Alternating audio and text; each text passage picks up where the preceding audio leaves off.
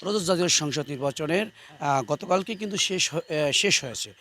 আমরা দেখেছি এই শরীয়তপুরের ৩টি আসনেই কিন্তু বিএনপি প্রার্থী বিজয়ী হয়েছে। আমি যদি বলি শরীয়তপুর এক আসন থেকে এক আসনে ১৩৯টি যে কেন্দ্রের ফলাফল এসেছিল, সেই কেন্দ্রের ফলাফল সাইদ আহমেদ আসলাম যিনি ধানের শীষের প্রতীক নিয়ে কিন্তু ভোট পেয়েছিলেন ৭৭,৩৯৮ ভোট, এবং তার প্রতিদ্বন্দ্বী যে প্রার্থী রয়েছেন জালালউদ্দিন আহমেদ খেলাফত মজলিস রিকশা প্রতীক নিয়ে তিনি পেয়েছিলেন ৬২,৭১৭ ভোট।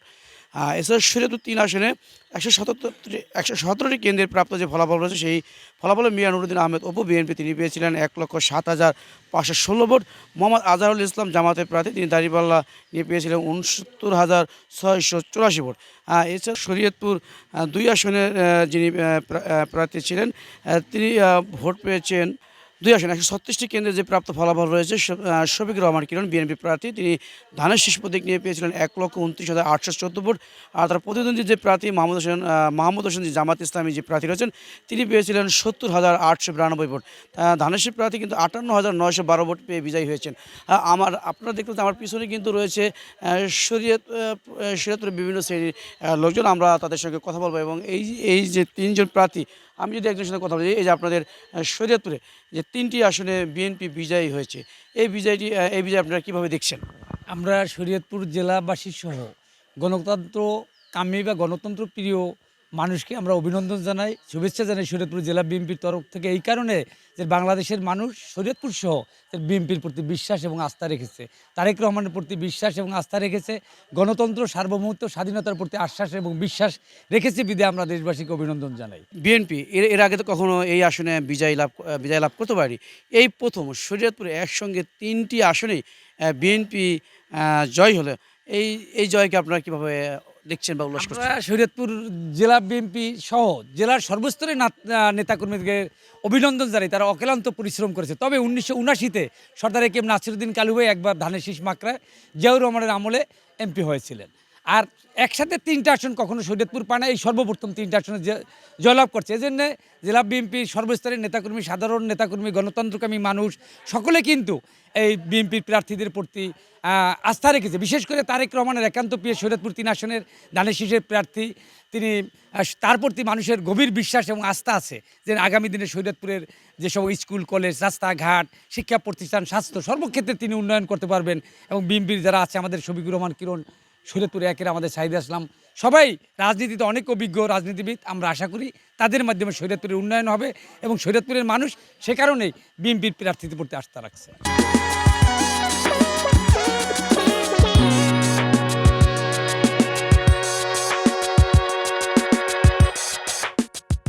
এই বিএনপি যে এই নিরুশভাবে ৩টি আসনে জয় হলো, আপনারা যারা রয়েছেন এই বিজয়কে আপনারা কীভাবে দেখছেন?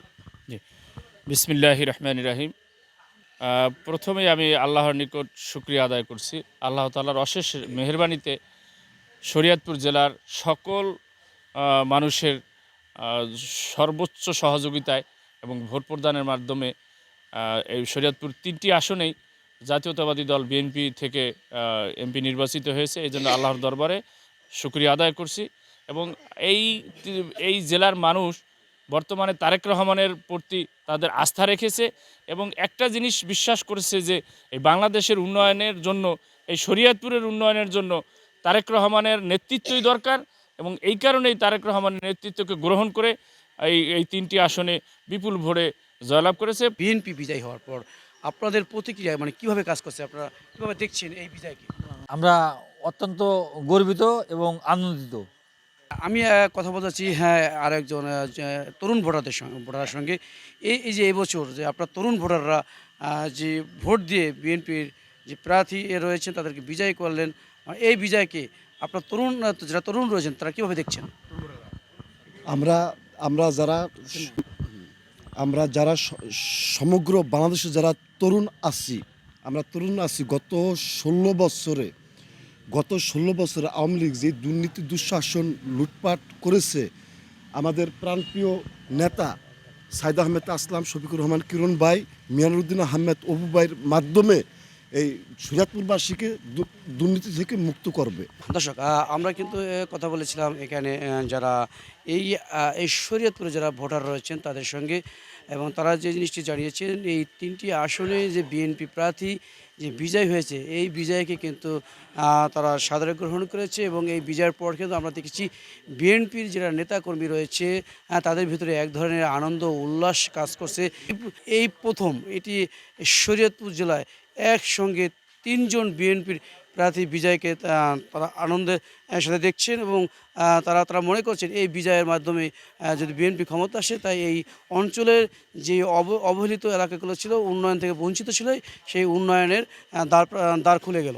হ্যাঁ দর্শক, এই ছিল শরীয়তপুর থেকে বিএনপি প্রার্থীদের বিজয়ী হওয়ার পর তাদের এই এলাকার যে মানুষ রয়েছে তাদের প্রতিক্রিয়া নিয়ে আমার কাছ থেকে সর্বশেষ তথ্য।